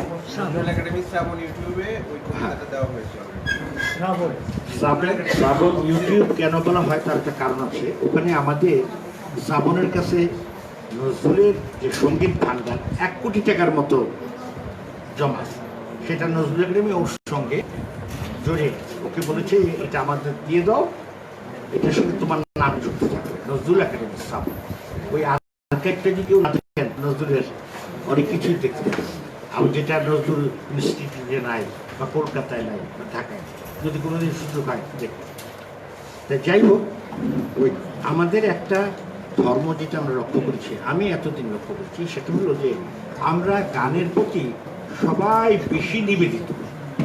নজরুল সাহিত্যের প্রতি যতটুকু আমাদের নিবেদন নাই, আমরা কবিতা করে কাব্যগ্রন্থ করে বা তার গল্প, তার উপন্যাস, তার বিভিন্ন জিনিসকে কোনো নজরুল গবেষক বলে যারা দাবি করি তারা কেউ কিন্তু ওইগুলোকে আমরা খুব একটা ওইদিকে মনোযোগ দিই। এটার কারণটা হলো যে আমরা আসলে রবীন্দ্রনাথের বেলায় এটা করেছি, নজরুলের বেলায় এটি করেছি। কারণ আমরা তো আসলে নজরুলের মতো বড় কবি না বা বড় মাপের ওইরকম না, রবীন্দ্রনাথের মতো নয়। হ্যাঁ, রবীন্দ্রনাথের সাহিত্য করে অনেকের নেয়, ডক্টরেট নেয়, কিন্তু সেই ডক্টরেটের কি থিসিস আছে আসলে আমি দেখিনি। আমি কি গত 2 বছর আগে কলকাতা বিশ্ববিদ্যালয়ের যে যিনি ভাইস চ্যান্সেলর, তার সঙ্গে আমার বক্তৃতা ছিল, সেখানে অনেক রাজ্যপাল, বিচারপতি ছিলেন, সেখানে বলেছি স্পষ্ট যে আমি জানি না যে রবীন্দ্রনাথের উপর যারা ডক্টরেট পান তারা রবীন্দ্রনাথ জানেন। কারণ এটার প্রশ্ন আমি বলেছি কেন, যে সেই ডক্টরেট পাবেন সে তো সেই রকম একটা সমকক্ষ ব্যক্তি এরকম হতে হবে। নজরুল আজকে ডক্টরেট পাবেন, রবীন্দ্রনাথের উপরে ডক্টরেটের নজরুল, কারণ তিনি পুরা রবীন্দ্রনাথকে বুঝেছেন, আর কেউ এত বুঝেছেন। আমি চ্যালেঞ্জ দিয়ে বলতে পারি যারা বলেন আমার সঙ্গে, রবীন্দ্রনাথকে নজরুল বুঝেছিলেন, আর পৃথিবীর একটি প্রাণীও এখন নজরুলকে রবীন্দ্রনাথকে এক কোনও বুঝতে পারে, কিন্তু তারা সবাই ডক্টরেট নেয়। তবে অবশ্য চাই না, তারা হয়তো তাদের যে ইউনিভার্সিটিতে প্রমোশন পাওয়ার জন্য নেয়, অফিসেও প্রমোশন পাওয়ার জন্য এসব নেয়। থিসিসের মধ্যে কি লেখা আছে তা আমি জানি। আমি আমাদের দেশে একজনকে গানের জন্য তাকে দেওয়া হয়েছে, ওই যে ডক্টরেট, কিন্তু 2 দিন পরে এক ভদ্রলোক লিখলো যে উনি যে ওনাকে ডক্টরেট দিল, উনি তো কলকাতার ওই ভদ্রলোকের পুরা থিসিস পেপারটাই ওনাকে জমা দেবে ডক্টর। তাই এইগুলো বলতে চাই না। সেই সময় যদি নোবেল প্রাইজ পেতেন, ডক্টরেট পেতেন বুদ্ধদেব বসু, মোহিতলাল মজুমদার, আমাদের সুনীল গঙ্গোপাধ্যায় কেন রবীন্দ্রনাথের উপর ডক্টরেট নেন সে তো বোঝার কথা। শামসুর রহমান কেন নেন, আল মাহমুদ কেন নেন, যারা নেওয়ার মতো। আর আমরা এমন লোকরা ডক্টরেট নেই যারা নাকি পিছনে বেঞ্চে সারা জীবন বসেছিল, তারপর দেখা যাচ্ছে ঢাকা ইউনিভার্সিটির অধ্যাপক, অ্যাসিস্ট্যান্ট প্রফেসর লাভ দিয়ে প্রফেসর হয়ে যাচ্ছে, যাকে এগুলো বাদ দেন। আজকে বিদ্রোহী কবিতা হচ্ছে, বিদ্রোহী কবিতার ব্যাপারে আমি বলি যে এই আনিস ফাতেমা যেটা করেছেন, আমি আগে বলেছি ক্ষমা চেয়ে নিয়েছি, ইংরেজি সম্পর্কে আমার কম জ্ঞান। আবার শ্রাবণ যেতে ইংরেজির লোক, কারণ যত এ লেভেল যত ছাত্রছাত্রী পড়ায় সবাই ক্লাস গোল্ডেন এ পায়, সব বাংলা শ্রাবণ ভালো পড়বে। কিন্তু আমি যত অল্প জ্ঞানে বুঝেছি, চমৎকার ইংরেজি শব্দ ব্যবহার করেছেন আমি শুনেছি, এবং আমি সঙ্গে সঙ্গে তাকে মানে আবেগে সহ্য করতে না পারে তাকে বলেছি নজরুল একাডেমি তাকে সহযোগী সদস্য, অ্যাসোসিয়েট মেম্বার, এবং ইউটিউবে আমি সঙ্গে সঙ্গে শ্রাবণকে দিয়ে এটা দিয়ে দিয়েছি সারা পৃথিবী। এর মধ্যে আমাদের আরেকটু বলার দরকার, 3 বছর প্রায় হলো মনসুর মুজাম্মেল সাহেব জানেন যে বিদ্রোহীতে আমাদের ওখানে আলোচনা হচ্ছে পাই টু পাই। আমি আগে লাইভের মধ্যে একটু দেখিয়েছিলাম, এখন 3 বছর দেখাই। কেন? যত রকম বিদ্রোহী পুরা বইটা আলোচনা করে একটা বই আমাদের প্রকাশে প্রিন্টিং হচ্ছে, বাংলা আরেকটা হবে ইংরেজিতে। এই দুইটাই হবে 30 হবে 30 পর্ব 35 পর্ব হবে বিস্তারিত আলোচনা। এই সম্বন্ধে মুজাম্মেল ভাই যা জানেন বা এখানে আরও কিছু সাহিত্যিক আছে যারা জানেন, তাতে সবাই জানেন। বিদ্রোহীকে বলা হয়েছে পৃথিবীর সর্বশ্রেষ্ঠ কথা। হ্যাঁ, আমি নিজে ছিলাম মান্দান সৈয়দ যখন নজরুল ইনস্টিটিউটের নির্বাহী তখন, এবং ফ্রান্সের দুজন কবি এসেছে। তারা বলেছিলেন যে আমরা পৃথিবীতে 3টা কবিতাকে সিলেক্ট করেছি, এই 3টা কবিতা পৃথিবীর সর্বশ্রেষ্ঠ কবিতার মধ্যে পড়ে, কিন্তু এর মধ্যে প্রথম কবিতা কোনটা হবে সেটা আমরা ভাবতে 6 মাস লাগিয়ে দিলাম। তারপরে আমরা এখন কনফার্ম হয়েছি যে বিদ্রোহের উপরে আর আপনাকে আমি সাক্ষ্য দিচ্ছি, আমি সামনে আমাকে দাওয়াত করা হয়েছে। দেখ, এই বিদ্রোহীটা কেন হয়েছে, আপনি মুসলমান হন তাহলে খুব বেশি না কিছু ইসলামিক শব্দ পাবেন। আমি আজরাইলের, আমি জিব্রাইলের মুখ করি সেমন করি। আর আপনি যদি একজন হিন্দু ধর্মের লোক হয়ে থাকেন, আপনি এত শব্দ পাবেন হিন্দু মিথে, ওখানে মানে বেদ, পুরাণ, মহাভারত, রামায়ণ, এখানের মধ্যে এমন এমন শব্দ পাবেন যার অর্থ খুঁজতে ডিকশনারিতেও পাবেন কিনা সন্দেহ। আপনারা আবার অনুরোধ করি বিদ্রোহীটা পড়বেন, 10 বার পড়বেন, পড়েন না। যদি আমাকে শব্দগুলো বুঝাতে পারেন, আমি অর্থ যদি আমাকে বুঝাতে পারেন, আমি খুব খুশি হব। আবার মনে হয় পারবেন। সেই জন্য আমরা বলেছি যে আমরা ওই বিদ্রোহীকে প্রকাশ করবো, ওখানে আমরা টিকা দিয়ে দেব যে প্রতিটা শব্দের যেগুলো বুঝবেন না, কেউ বোঝে না, ওগুলো আমরা বাংলায় করে দেবো, ইংরেজিতে করে দেবো। এটা যাতে নাকি আপনি যে জানে না বিদ্রোহী, বাংলাটা সবাই জানবে এমন কথা। বড় কঠিন ভাষা, বড় কঠিন ভাষা, আমার মাতৃভাষা হতে পারে। পৃথিবীতে এমন কঠিন ভাষা খুব কম আছে। পৃথিবীতে আমরা পেয়েছি যে বাংলা মধুর ভাষা, মিষ্টি ভাষা। এটা পৃথিবীতে ইউনেস্কো আমাদেরকে দিয়েছে, এবং আমরা বাংলা ভাষার মর্যাদাও পেয়েছি, এটা কম না। তা আমি বলবো কি যে দেখেন, আমরা পৃথিবীতে আমাদের সর্বশ্রেষ্ঠ কবি 2 জন বাংলায় জন্মগ্রহণ করেছেন, তার মূল্যায়ন কিন্তু আমরা খুব যে করতে পেরেছি তা। রবীন্দ্রনাথ ঠাকুর তার যে জমিদারি দেখতে দেখতে আপনার ইসমাইল হোসেন সিরাজি 1900 সালে যখন নাকি অনরপ্রবাহ লিখলেন, তখন তার বয়স হচ্ছে 40-এর মতো। আর ইসমাইল হোসেনের অনরপ্রবাহটা লেখার সঙ্গে সঙ্গে এটা গ্রেপ্তার হলেন, নিষিদ্ধ। তখন রবীন্দ্রনাথের বয়স হচ্ছে আপনার 40-39। কারণ ওইটা হওয়ার পরে কিন্তু কোনো প্রতিবাদ হলো না। রবীন্দ্রনাথের মতো কবি, এত বিশাল বিশাল কবি থাকতেও এই যে এই বিদ্রোহী অনরপ্রবাহর মধ্যে বিদ্রোহী ব্রিটিশের বিরুদ্ধে এটা হলো না, এবং এটার জন্য জেল খাটল। তারপরে তো শুরু হলো 1905 সালে বঙ্গভঙ্গ, 1913 সালে আমাদের রবীন্দ্রনাথের নোবেল। একজন বলেছেন, ভাই বলেছেন যে রবীন্দ্রনাথের যে নোবেল প্রাইজটা যেটা পেয়েছেন সেটা ইংরেজিতে অনুবাদের কারণে পেয়েছেন, উনি করেছেন ওটা বৌদ্ধ ব্রহ্মসঙ্গীত, ওটা ব্রহ্মসঙ্গীত, যেটা আপনি যেটা গীতাঞ্জলি পড়েন তো ব্রহ্মসঙ্গীত, এটা তো কোনো অন্য কিছু। কিন্তু রবীন্দ্রনাথ এটা এত লন্ডনে গিয়ে এত কষ্ট করে অনুবাদ করেছেন। রবীন্দ্রনাথকে যদি ব্রিটিশরা নোবেল না দিত কিচ্ছু আসে না। আমি নিজে ওনাকে 10 বার দিতাম।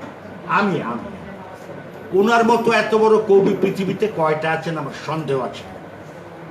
কিন্তু 1922 সালে যখন নজরুলের আবির্ভাব ঘটল, এটা আনিস ফাতেমা খুব চমৎকার বলেছে। আর আমি ধন্যবাদ দিই যে এই জিনিসগুলো তোর মাথায় এসছে। সে বলেছে এটা অসম্ভব, একটা বিদ্রোহী কবিতা এইভাবে লেখা হতে পারে না, কারণ একটা রাতে লেখা হয়েছে। সেটা হলো আপনার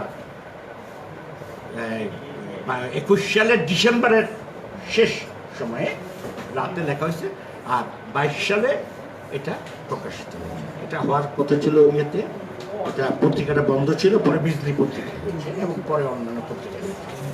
কিন্তু ফাতেমা, আনিস ফাতেমা ঠিক বলেছে, এই কবিতা হাত দিয়ে লেখা এবং এটা 1 রাত্রে 7 রাত্রে লেখা, এটা এটা এটা আমি বিশ্বাস করি।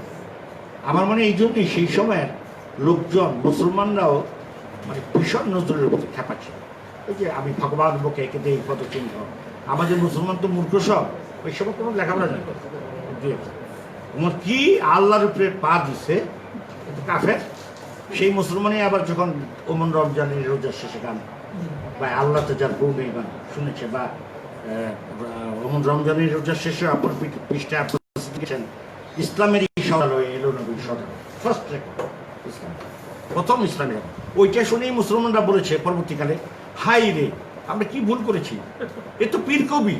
পরে রেকর্ডের মধ্যে কলম্বিয়া, HMB, টুইন, এইসব কবি কবি ওটার মধ্যে লেখা আছে পীর কবি নজরুল ইসলাম। আপনাকে দেখা দেবো আমাদের কাছে পীর কবির নাম দিয়ে দিল HMB, Columbia record, gramophone company. এটা তো আর মানুষকে দিতে হয় না, মানুষের থেকে শুনে গ্রামফোন কোম্পানিগুলি বৈদেশিক ছিল তো, মানে পয়সা কামানোর বুদ্ধি চিন্তা করলো মুসলমানদেরকে আরো বেশি রেকর্ড বিক্রি করার জন্য যদি পীর কবি লাগাই দিই, কারণ পীর কবিটা হ্যাঁ বিক্রি বেচা কেনা খুব ভালো হবে। এক হিন্দুস্তান ছাড়া আর কোনো স্বদেশী কোম্পানি ছিল না, হিন্দুস্তান ছিল রবীন্দ্রনাথ ঠাকুরের গ্রামফোন কোম্পানি। এগুলো জানা দরকার, অনেকেই জানে না হয়তো। যাই হোক, আমি এই জন্য বলছি যে আনিস ফাতেমা ঠিক বলছে, এটা কিন্তু যেমন কোরআন সৃষ্টি হওয়ার সময় কদরের রাতে, এটা যে মোহাম্মদ সাল্লাল্লাহু আলাইহি ওয়াসাল্লাম লিখছেন, এটা কেউ বিশ্বাস করবে না, এ কোনো দিন হতেই পারে না এরকম একটা গ্রন্থ লিখতে, এটা বিশ্বাস করে। তেমনিভাবে বিদ্রোহী লেখার ব্যাপারও আমরা সন্দেহ করি, এইটা বোধহয় আল্লাহ তাকে হাত দিয়ে লেখা, হাতে না লিখালে এটা হতো না। রবীন্দ্রনাথকেও কিন্তু আল্লাহ হাত দিয়ে লিখিয়েছে, অসম্ভব। এই সাহিত্যকর্ম রবীন্দ্রনাথের কোনোভাবেই রবীন্দ্রনাথের পক্ষে সম্ভব আমি বুঝি ভাই। রবীন্দ্রনাথকে আমি কিন্তু সেলুট দিই, নজরুলের অস্তিত্ব বিপন্ন হতো রবীন্দ্রনাথ না থাকে, কলকাতা শহরে বসবাস করতে পারত না সজনীকান্তের, শনিবারের সজনীকান্তের জন্য, আর বুদ্ধদেবের জন্য, আর মোহিতলালের জন্য। মনে কিছু করবেন না, আমি সরাসরি কথা বলছি।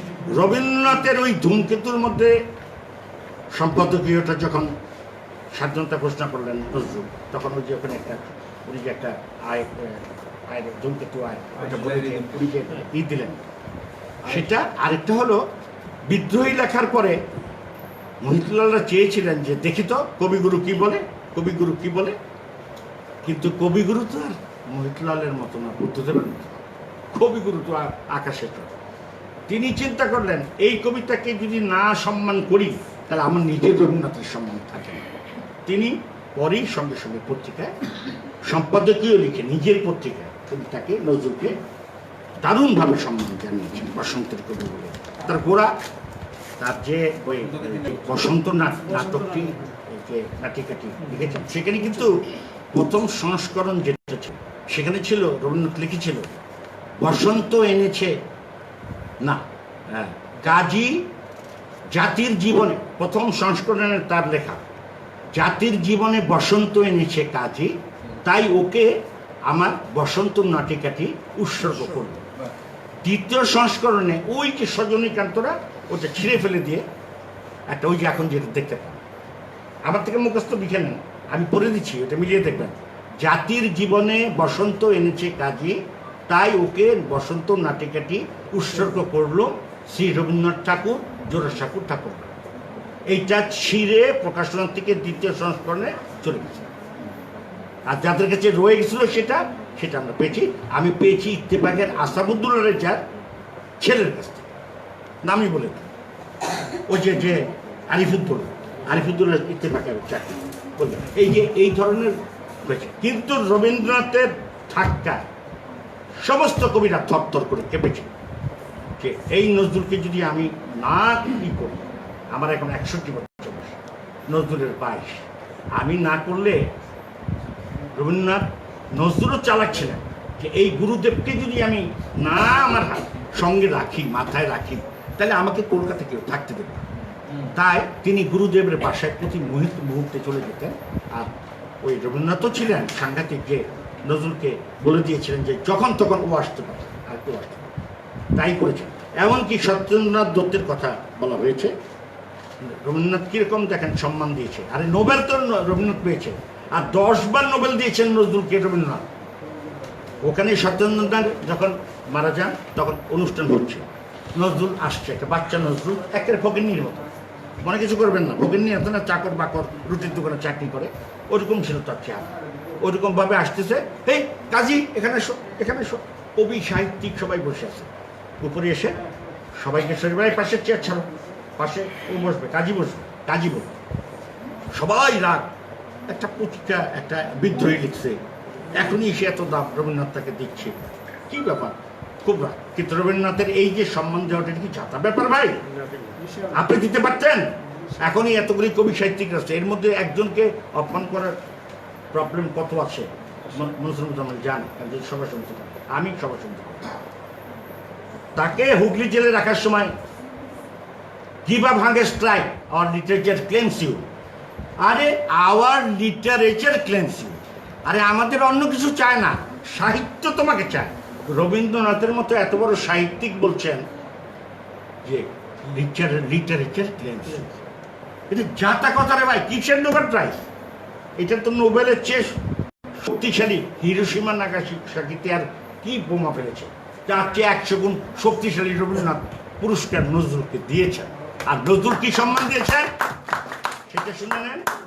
নজরুল মৃত্যুদিন 41 সালে যখন নাকি রবিহারা কবিতাটা উপহার দিলেন, লিখলেন, একজন কবি সাহিত্যিকের পক্ষে রবিহারা মতো কবিতা একটা জীবনের রচনা করা হয়নি, এবং সেটি আবৃত্তি করেছেন। সঙ্গে সঙ্গে রেডিওতে আকাশবাণীতে তিনি গাইলেন ঘুমিয়ে, না না না, ওটা হলো ঘুমাইতে দাও শ্রান্ত রবিরে, জাগায়ও না জাগায়, গানও গেয়ে ফেললেন সঙ্গে সঙ্গে। লাশ কিন্তু তখনও চলে নাই সকলে। আমি বলতে চাই, এরকম বিশাল মাপের কবিদের নিয়ে কথা বললাম। হ্যাঁ, এখন বলতে পারেন, আমাকে প্রশ্ন করতে পারেন যে তাহলে আবার নজরুলকে কেন সর্বকালের শ্রেষ্ঠ কবিতা বলছেন? হ্যাঁ, এখানে একটু তফাৎ আছে। তফাৎ হলো, রবীন্দ্রনাথ কোনো ক্ষেত্রে, নজরুল কেন, নজরুলের মতো এরকম বড় বড় কবিদের পার হয়ে কোথায় চলে গেছেন তার সীমা নাই। নজরুল একটি কবিতায় সারা পৃথিবীর সমস্ত কবি, অনেকে বলে হুইটম্যান আমেরিকার, ওনার ওই ইয়ের থেকে, পায়োনিয়ার থেকে আসছে, অমুকের থেকে আসছে। আরে না না না, ওইটা অন্য একটা চিন্তায় করা হয়েছে। এই একটি কবিতার জন্যই কিন্তু আজকে নজরুল পৃথিবীতে সর্বশ্রেষ্ঠ কবি হিসাবে আখ্যায়িত হচ্ছেন বা স্বীকৃতি পাচ্ছেন। এই একটির জন্য আমি রবীন্দ্রনাথের কোনো সাহিত্যের সঙ্গে তাকে মিলাম না। আমি রবীন্দ্রনাথকে এতটুকু ছোট করতে আমি রাজি না। রবীন্দ্রনাথ তো কবি হবে না, রবীন্দ্রনাথ এত বড় মাপের খুব কম। কিন্তু নজরুলের আলাদা ঢঙের লেখা, আলাদা তার প্লট, আলাদা চিন্তা, এবং তার বক্তৃতা, তার কথাবার্তা, তার রাজবন্দি জবানবন্দি, তার যে এই যে ঐতিহাসিক দূরদৃষ্টি সম্পন্ন কথাবার্তা, এগুলো সব কিছুই হচ্ছে দর্শন। এবং এই যে একটি কারণে বিদ্রোহী লিখেছেন এটা বলে না, আরেকটি হলো মানবতাবাদী কবি, অসাম্প্রদায়িক কবি, সহ অবস্থানের কবি। হিন্দু, মুসলমান, বৌদ্ধ, খ্রিস্টান, জৈন, পার্সি সব আমরা একত্র থাকবো, আমরা ভাই ভাই, আমরা কোনো বিভেদ নাই, এই কথাটি কোনো কবি বলতে পারে। এখন রবীন্দ্রনাথ কেন বলতে পারেন নাই সেটা আমরা বলতে গেলে বিশাল বৈঠক আপনাকে বক্তৃতা দিতে হবে। রবীন্দ্রনাথ তো ব্রাহ্মণ ছিলেন, কিন্তু ব্রহ্ম শেষ পর্যন্ত থাকতে পারেন নাই। উনি ব্রাহ্মণত্ববাদে দিকে ওনাকে ধাবিত হতে হয়েছে, কারণ কলকাতায় তখন টোটালি কন্ট্রোল পায় মানে একটা হিন্দু সম্প্রদায়, তাদের ভয়ে তার পক্ষে সম্ভব ছিল। কারণ ওনার মতো লোক তো শিবাজিকে, মারাঠা দস্যু শিবাজিকে উনি প্রশংসা করতে পারেন না, পারেন? রবীন্দ্রনাথের মতো লোক পারেন ভাই, যে বর্গীরা বাংলাদেশের সব সম্পদ লুটে নিয়ে গেছে, সেই বাংলার সম্পদ লুটে নেওয়া একটা ডাকাতকে, মারাঠি জাতককে বলতেছেন শিবাজি দ্য গ্রেট ম্যান, তুমি হচ্ছ, তোমারই দরকার, তোমার ছাড়া চলবে না। এটা লিখতে পারেন না রবীন্দ্রনাথ। দেখছেন, যেমন আমাদের নিজেদের মধ্যে তো কিছু দোষ রয়েছে। ফররুখ আহমেদ, হ্যাঁ সবাই খান প্লিজ, ফররুখ আহমেদ সাহেবের মতো একজন বড় কবি হওয়া বড় কঠিন। ফররুখ আহমেদের কবিতা যদি পড়েন, সাতসাগরের মাঝি না শুরু, তার মতো বড় কবি হওয়া কঠিন, কিন্তু তার একটা প্রবলেম ছিল, তার একটু জেলাস ছিল নজরুলের সঙ্গে। সেই জন্য সে রাগ করে সাত সাগরের মাঝি ওই বাংলা নজরুলকেও সে এটা উৎসর্গ করে নেই, উৎসর্গ করেছেন পাকিস্তানের কবি ইকবাল। দেখেন একটু লক্ষ্য করেন, করুক আমাদের দর্শকই জেলাস। যেমন গোলাম মোস্তফা কোনো দিন উনি নজরুলকে পছন্দ করেন, আমি সামনাসামনি বলছি, কোনো দিন পছন্দ করেন। এমনকি কথা আছে যে ওইটা ওই স্ক্রিপ্টটা যে আমাদের মোহাম্মদের হ্যাঁ বিশ্বনবীটা, এটা উনি ওখান থেকে নজরুলের থেকে উনি এটা উন্নত নয়, দেখুন মনে কিছু করে বিশ্বনবীটা নজরুলের লেখা, এটা উনি ওখান থেকে সরিয়ে ফেলেছে। এটা কথা প্রচলিত আছে, আমি দেখিনি ভাই, আমার বয়স হয় না, কিন্তু জানি না, এরকম নানান কিছু সমস্যা। তো যাই হোক, আজকে বেশি কথা বলা হয়ে যাচ্ছে, কারণ আমি ওই যে নজরুল টিভি চালাই, তো সেই জন্য আমার আবার ওখানে আমার সময় দিতে হবে। আমি শুধু একটা কথা বলবো, আমার দেশের কবি সাহিত্যিকবৃন্দ, আপনারা না কোনো না দল মত করবেন না, আপনারা একটি মত দল করবেন। আমরা সাহিত্যের দল, আমরা সত্য সুন্দরের প্রকাশক, আপনাদেরকে খালি আমরা বোঝাবো, মানে আপনাদেরকে সেবা, মানে আমরা বারবার মাথা নোয়াবো আপনার কাছে, আপনাদের কাছে। আপনারা হলেন আমাদের দেশের প্রাণ, আমরা কিসের দল করবো? আপনারা সাহিত্য সৃষ্টি করেন, দেখেন কিভাবে পৃথিবীতে আপনারা মাথা উঁচু করে দাঁড়াতে পারেন, কারণ আপনারা বাঙালি জাতি অত্যন্ত মেধাসম্পন্ন জাতি। আজকে এই বিদ্রোহী কবিতার ইংরেজি অনুবাদের এই অনুষ্ঠানে আমি আন্তরিক ধন্যবাদ জানাই আনিস ফাতেমাকে, এবং তাকে সবসময় নজরুল একাডেমিতে আমি আমন্ত্রণ জানাবো। তিনি আসবেন, বিভিন্ন বিষয়ে কথা বলবেন, নজরুল টিভিতে কথা বলবেন, এবং আমাদের সঙ্গে আসবেন, দাওয়াত থাকবে। আর এই যে গানের কবি, প্রাণের কবির যে সভাপতি সেক্রেটারি যে আয়োজনটি করলেন, স্বর্ণাক্ষরে লেখা থাকবে, এটা ইতিহাসে লেখা থাকবে একদিন। আজকে কিন্তু বুঝতে পারছেন না যে আনিস ফাতেমা কোথায় চলে গেছে, এখনো কেউ বুঝতে পারেননি, বুঝবেন বেশ কিছু। আমার মনে হয় যে নজরুল নিয়ে অন্য কিছু নিয়ে বেশি আলোচনার দরকার নেই। আমি আজকে এসেছি আমার আবেগটা বেশি আনিস ফাতেমার জন্য, আর আপনাদের কবি সাহিত্যিককে পেয়েছি ভালোবেসে, আপনাদের প্রতি ভালোবাসা শ্রদ্ধা জ্ঞাপ করে আমি এই সংক্ষিপ্ত বক্তব্য দিচ্ছি। আবার আল্লাহ আপনাদের ভালো রাখুক, সবাইকে সুন্দর কবিতা রচনা করার তৌফিক দিন, এটা আমি দোয়া করি। আল্লাহ হাফেজ। আলোচনা ধন্যবাদ জানাই মিন্টু ভাইকে, এরকম প্রাণের মানুষ আমাদের, এবং নজরুল একাডেমিটাকে 1965 থেকে, সম্ভবত 1965 থেকে আমি হলো না, আমাদের 60 তৈরি করেছিলেন, কিন্তু এটা আনুষ্ঠানিক 68 সালে 68 থেকে এখনো পর্যন্ত তিনি নানানভাবে এটাকে ওই সময় থেকে এখন জীবিত আছে। প্রতি মাসের সেকেন্ড ফ্রাইডে, দ্বিতীয় শুক্রবার সাহিত্য আড্ডা হয়, এরপরে গানের অনুষ্ঠান হয়।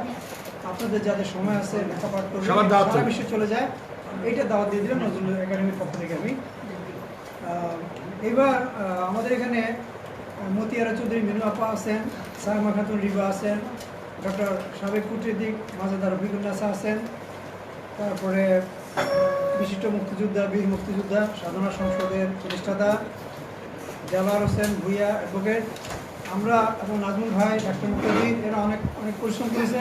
আমরা তাদের কথা একটু একটু করে অনুভূতি শুনবো। এর আগে আমাদের যিনি আজকের সম্মানিত প্রধান অতিথি, হ্যাঁ, খায় শেষ করে আমি এর